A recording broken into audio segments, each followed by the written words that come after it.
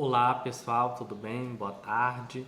Dando prosseguimento ao nosso conteúdo, Nós estamos na página de número 52, Tecnologias de Informação e Comunicação, as famosas TIC, né?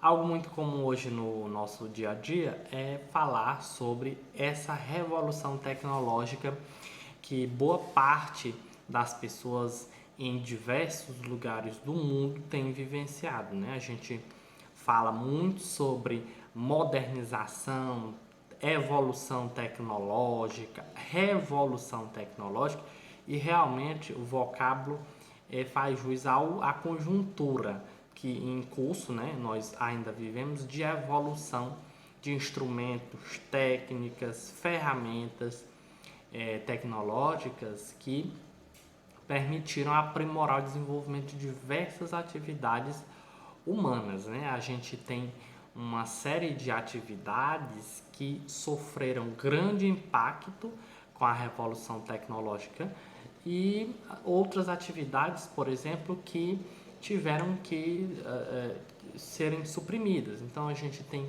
aí uma série de intervenções, vamos falar assim, principalmente provocadas pelos avanços mais recentes da chamada revolução tecnológica, que tem afetado de sobremaneira na vida das pessoas em diferentes lugares do mundo, né?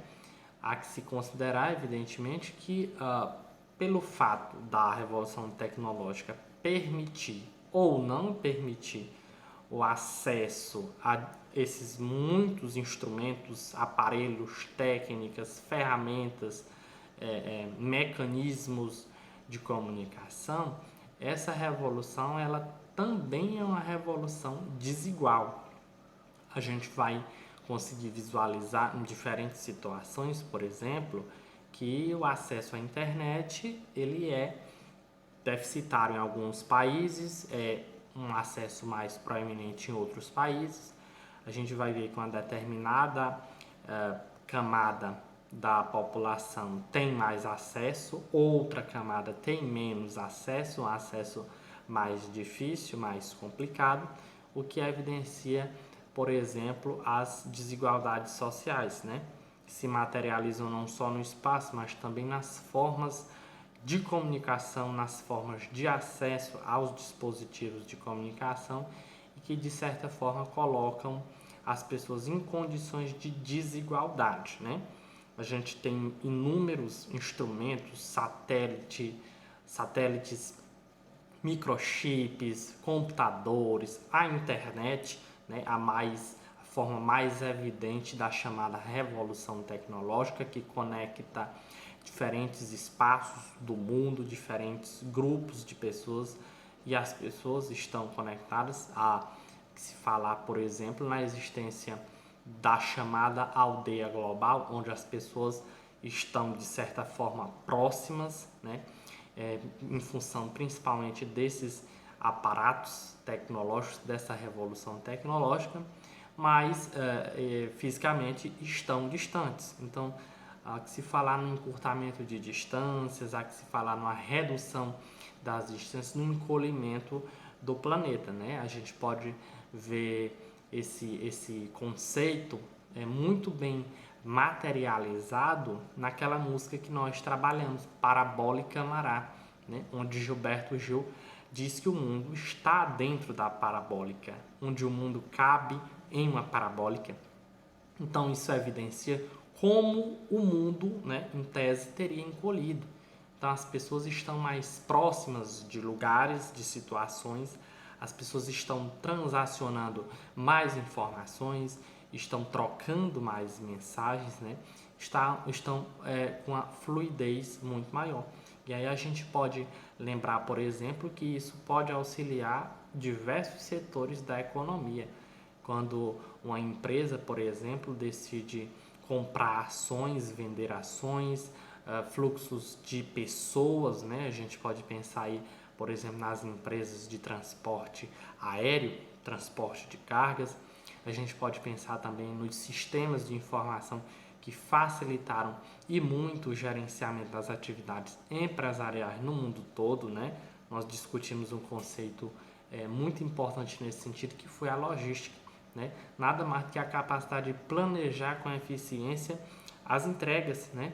E para isso acontecer, para que a empresa tenha uma boa capacidade logística, nada mais do que se pensar, por exemplo, num bom sistema de gerenciamento de informação, um bom sistema operacional, na capacidade de planejamento dos seus colaboradores, né, no planejamento de custos, na logística de transportes. Então, assim, a gente precisa entender que a revolução tecnológica, né, ela não é nova. A revolução tecnológica, ela já tem algum tempo, só que a gente costuma dizer que a década de 80, a década de 90 no Brasil principalmente, né, inaugura um movimento de maior vertiginosidade desses avanços. Um momento em que, por exemplo, os bancos estão diminuindo seus funcionários, estão optando pelos caixas eletrônicos, pelas transações digitais e cada vez mais enxugando a folha. Ou seja, essas pessoas, esses profissionais, os caixas humanos,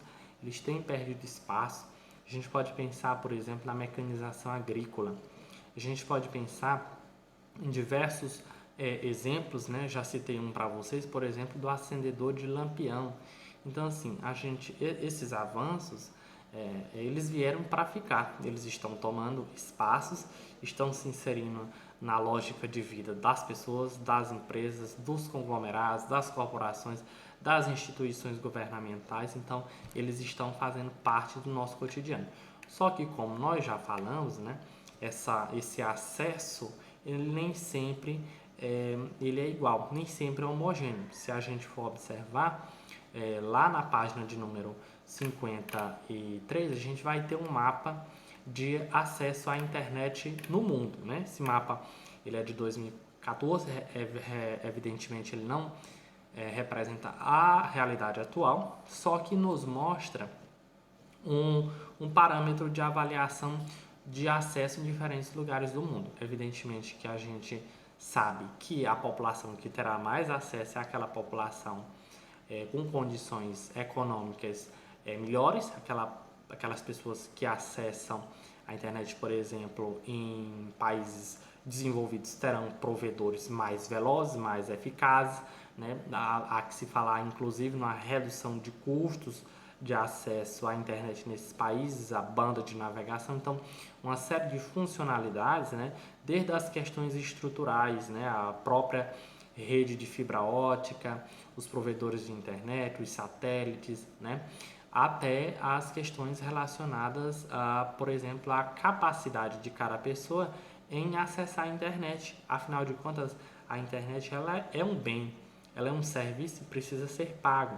Então, nem sempre o acesso à internet vai significar, por exemplo, acesso ao dispositivo, né? Vamos pensar um dispositivo de navegação como o celular ou o computador.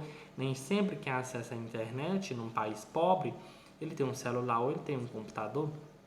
A gente pode pensar em inúmeras possibilidades de acesso, como, por exemplo, as bibliotecas, as escolas públicas e outras instituições, né, onde esse acesso à internet é facilitado. A gente pode pensar, por exemplo, em subsídios. Em muitos lugares do Brasil, o governo subsidia o acesso à internet, né? Bom, enfim, o que você vai verificar em linhas gerais? Que existe um fosso digital, existe um distanciamento entre aquelas pessoas que podem ter acesso e aquelas pessoas que têm acesso a esse desenvolvimento tecnológico, né? E ele tem se ampliado nas últimas décadas. A gente vai perceber que esse fosso digital ele vem aumentando, né? Na realidade, principalmente em função das desigualdades socioeconômicas, né? Que tem relação direta com essa marginalização digital, podemos dizer assim, né? Aí na página 53, gente, antes de vocês finalizarem a unidade, no finalzinho nós temos o Desenvolva. O Desenvolva traz uma proposta muito interessante. Vamos ver. Identificar registros sobre o papel das técnicas e das tecnologias na organização do trabalho e na vida social. Veja lá, a massificação dos celulares é um fenômeno vivido em toda a África. Em grande parte dos países africanos, o acesso aos telefones móveis é maior que a energia elétrica, devido ao baixo custo dos aparelhos e dos serviços, muito menor que no Brasil. Os celulares se transformam em uma das poucas opções de comunicação disponíveis e assumiram diversas funções, desde realizar pequenas operações bancárias até receber recomendações médicas, né? Texto disponível aí no operamundi.ol.com.br, né? Acesso em 23 de janeiro de 2018. E traz a seguinte proposta: como explicar o paradoxo relacionado ao fato de que a África, um continente reconhecidamente detentor de sérios problemas sociais e econômicos, vive uma massificação de aparelhos de telefonia celular considerados artigos modernos e de luxo. Então aí tem uma proposta para que a gente analise, né? Evidentemente, como eu disse para vocês, em linhas gerais, o acesso ao dispositivo, no caso o celular é um dispositivo de acesso a essa internet, ele tem se ampliado na África em questão, né? Por que isso tem acontecido? Quais são os fatores que têm permitido com que houvesse na África essa massificação de acesso de celulares, por exemplo, em detrimento de um avanço bem mais antigo como a energia elétrica, tá? Então essa questão vocês irão discutir, irão pensar sobre, para que na próxima aula a gente corrija, faça a correção dela. Boa tarde.